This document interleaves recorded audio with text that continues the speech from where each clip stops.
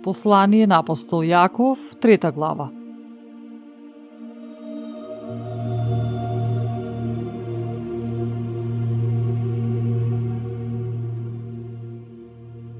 Не барајте, браќа мои, мнозина да станувате учители, знаејќи дека поголемо судување ќе добиеме, оти сите ние многу грешиме. Но оној кој во зборови не греши, тој е совршен човек, силен да го обузда и целото тело. Ете, и на коњите им ставаме узда, за да ни се покоруваат и да управуваме со целото нивно тело. Па ете и лагите, иако се толку големи, силно гонети од бурни ветрови, со мала крмичка се управуваат онаму каде што кормиларот сака. А така јазикот е мал орган, но големи работи зборува.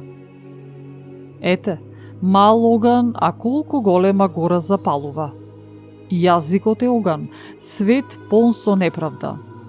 Јазикот се наоѓа во таква положба меѓу нашите органи што го сквернува целото тело и го пали времето на нашиот живот, воспалувајќи се сам од пеколот. Зашто секаков вид зверови, птици, лазачи, риби се скротува и се припитомува од човечкиот род, а јазикот никој не може да го скроти. Тој е немирно зло и полн со смртоносен отров. Со него го благословуваме Бога и Отецот, со него ги колнеме луѓето, создадени според подобието Божјо. Од истата уста излегува и благословот и клетвата. Не треба, браќа мои, тоа така да биде.